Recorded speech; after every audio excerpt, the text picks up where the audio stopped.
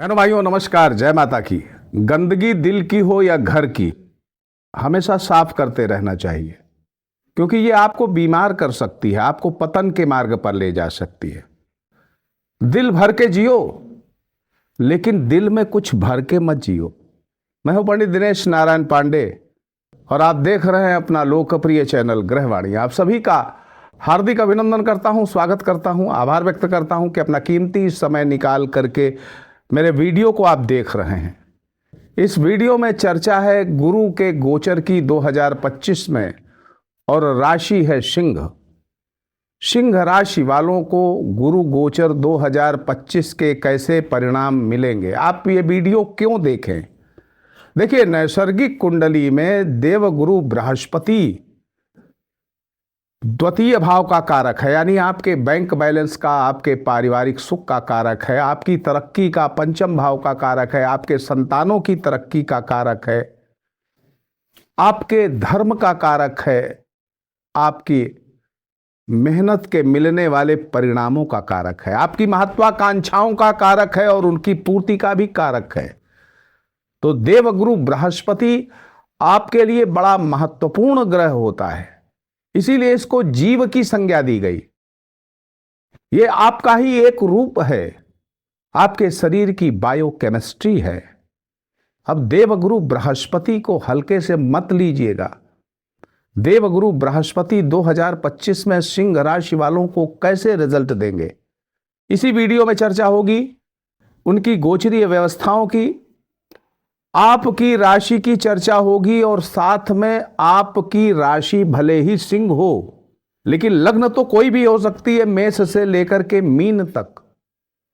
तो किसी भी लग्न के हैं आप, लेकिन राशि अगर आपकी सिंह है तो यह वीडियो आपके लिए बहुत महत्वपूर्ण हो सकता है। इस वीडियो में राशि लग्न की चर्चा तो है ही, 3 खंडों में यह विभाजित है। पहले खंड में यानी देवगुरु बृहस्पति 1 मई 2024 से लेकर के 14 मई 2025 तक आपके दशम भाव में वृषभ राशि में गोचर कर रहे हैं। तो सबसे पहले चर्चा होगी 14 मई तक की स्थिति पर, और उसके बाद 14 मई से लेकर के 18 अक्टूबर तक, जब देवगुरु बृहस्पति मिथुन राशि में आपके एकादश भाव में गोचर करेंगे। 5 दिसंबर से लेकर के वर्षांत तक वो यहीं पर गोचर करेंगे, लेकिन बीच की एक अवधि 18 अक्टूबर से लेकर के 5 दिसंबर, जब ये अतिचारी होकर के आपके द्वादश भाव में गोचर करेंगे।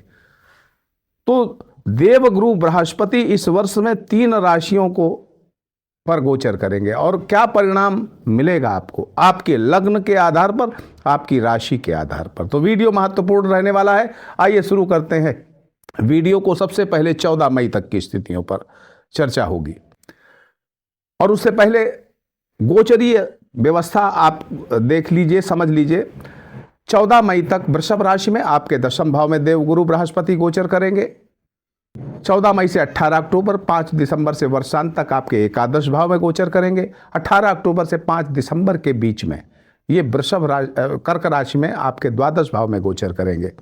11 नवंबर से लेकर के 11 नवंबर 2025 से लेकर के और 11 मार्च 2026 तक ये वक्री अवस्था में रहेंगे, और वक्री अवस्था का वीडियो अलग से बनेगा अक्टूबर नवंबर में। तो आइए जानने का प्रयास करते हैं, 14 मई तक की स्थितियों को समझते हैं। पहले देवगुरु बृहस्पति का आगमन स्वर्णपाद से हुआ था 1 मई 2025 को। स्वर्णपाद से देवगुरु का आगमन, इसका मतलब ये होता है कि आपके कैरियर के लिए बेहतर समय देते हैं। ये कैरियर, नौकरी, व्यापार, सब कहीं आपकी तरक्की होती है, लेकिन पारिवारिक माहौल थोड़ा सा असंतुलित हो जाता है। आपका स्थानांतरण हो गया हो, आप परिवार से दूर हो गए, ऐसी स्थितियां, यानी पारिवारिक माहौल थोड़ा सा संतुलित, लेकिन कैरियर के दृष्टिकोण से अच्छा। जरा सी भी गलती आपको मान सम्मान में ठेस पहुंचा सकती है, इसलिए बहुत सतर्क रहना पड़ता है। अनावश्यक परिवर्तन से मानसिक क्लेश भी होता है। अनावश्यक परिवर्तन हो सकते हैं लाइफ में, जिससे आपको मानसिक क्लेश की संभावना है, लेकिन पॉजिटिव पक्ष भी समझना चाहिए। देवगुरु बृहस्पति आपके त्रिकोण के स्वामी हैं, पंचमेश है, और लग्नेश सूर्य के मित्र हैं, तो आपको तो बुरे परिणाम दे ही नहीं सकते देवगुरु बृहस्पति। आपकी जन्म कुंडली में केवल अशुभ दशाओं का गोचर न हो रहा हो, अशुभ दशाएं न चल रही हैं, तो आपको देवगुरु बृहस्पति के अच्छे ही परिणाम मिलेंगे। अब आपकी जन्म कुंडली में अशुभ ग्रहों की दशाएं चल रही हैं तो परेशान तो आप रहेंगे। त्रिकोण के स्वामी है लग्नेश सूर्य, इनके मित्र हैं। राजनीति में या नौकरी में आपका दबदबा बढ़ाएगा देवगुरु बृहस्पति का गोचर। अध्ययन अध्यापन के क्षेत्र से जुड़े हुए शिक्षक या धर्मोपदेशक अगर आप हैं तो आपकी तरक्की होगी, नौकरी में तरक्की होगी। पैतृक संपत्ति का सुख मिलेगा।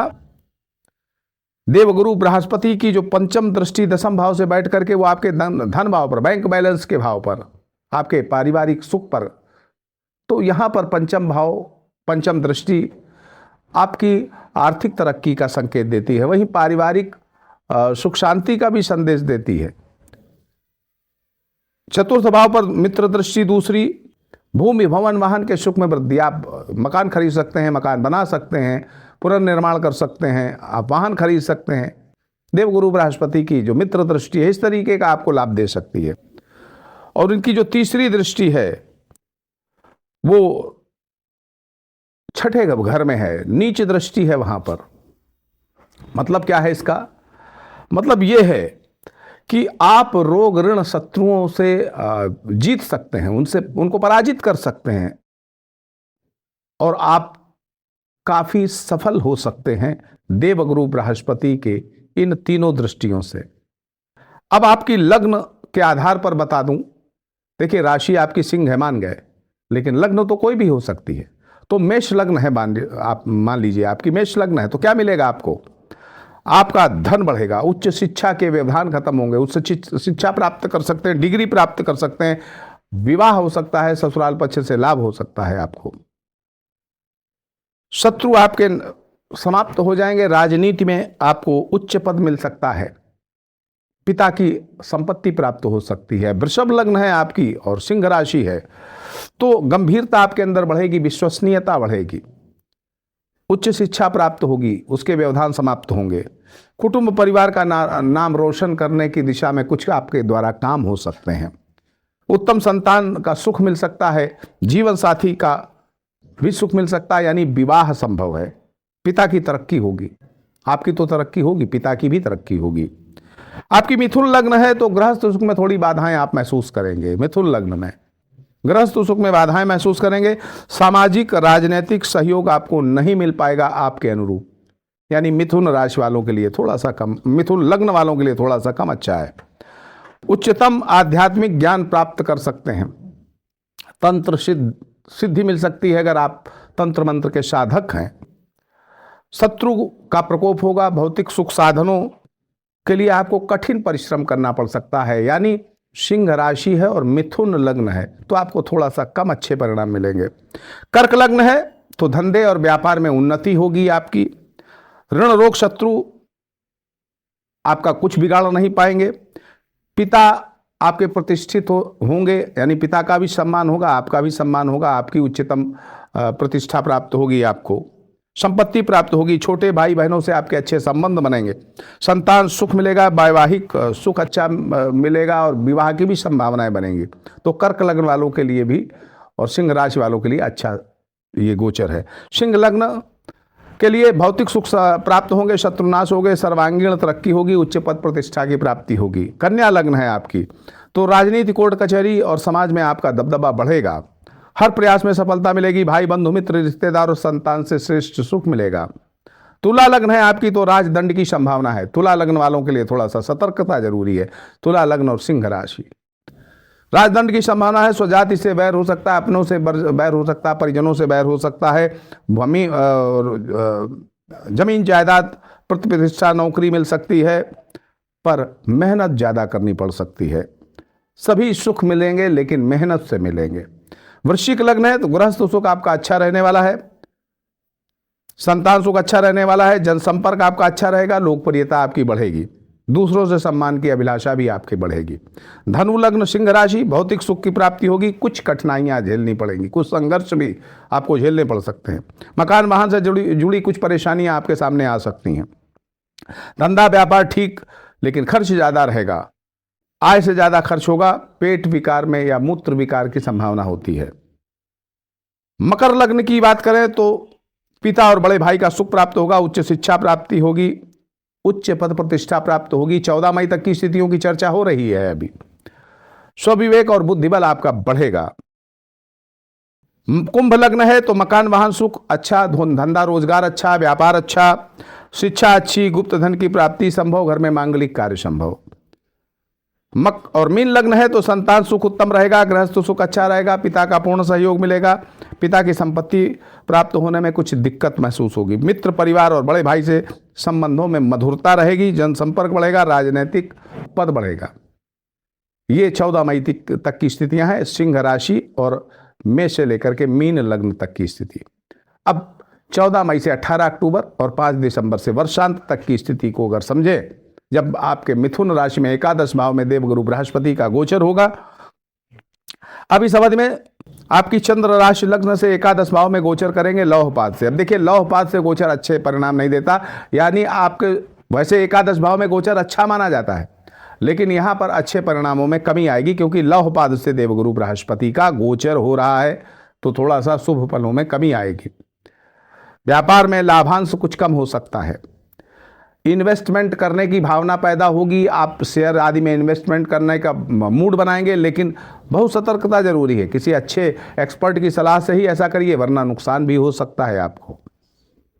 महत्वाकांक्षाएं निश्चित तौर पर आपकी पूरी हो सकती हैं, परिश्रम अधिक करना पड़ेगा। लेकिन भाई बंधु संतान पक्ष से सुखी रहेंगे, गृहस्थ जीवन आपका सुखमय रहेगा, परंतु कुछ जीवन में संघर्ष बढ़ जाएंगे, कुछ परेशानियां बढ़ेंगी, विवाह की संभावनाएं बनेंगी, नौकरी व्यापार में तरक्की होगी, लेकिन परिश्रम अधिक करना पड़ेगा। उच्चाधिकारियों से भी आपका अनुकूलता रहेगी। अब मेष से लेकर के मीन लग्न 14 मई से 18 अक्टूबर 5 दिसंबर से लेकर के वर्षांत तक, मेष से लेकर के मीन लग्न तक किस तरीके के परिणाम मिल सकते हैं सिंह राशि वालों को। मेष लग्न वालों को पिता की उन्नति होगी, आपकी भी उन्नति होगी, उच्च शिक्षा आपको मिल सकती है। जानवरों का व्यापार करते हैं, आपको लाभ मिलेंगे। न्याय विभाग, प्रशासनिक विभागों में भी नौकरी का प्रयास करेंगे, नौकरी मिल सकती है। व्यापार से लाभ होगा, सरकार से भी लाभ होगा। वृषभ लग्न है, उच्च शिक्षा के लिए ठीक है। बैंक बैलेंस, परिवार सुख में बाधाएं आएंगी आपको। वृषभ लग्न वालों के लिए 14 मई से लेकर के वर्षांत तक और 5 दिसंबर से लेकर के वर्षांत तक, 14 मई से 18 अक्टूबर तक। धार्मिक कार्यों में संलग्न हो सकते हैं, राजनीतिक दबदबा आपका बढ़ेगा, लेकिन पारिवारिक माहौल थोड़ा सा आपका संतुलित। मिथुन लग्न, महत्वाकांक्षाएं बढ़ेंगी, साहस विवेक धैर्य बढ़ेगा, यश बढ़ेगा, संतान सुख बढ़ेगा, गृहस्थ सुख बढ़ेगा, भाग्योदय होगा और पढ़ने में मन लगेगा। कर्क लग्न, भूमि भवन वाहन का सुख अच्छा मिलेगा, पिता के सुख में कुछ कमी आ सकती है।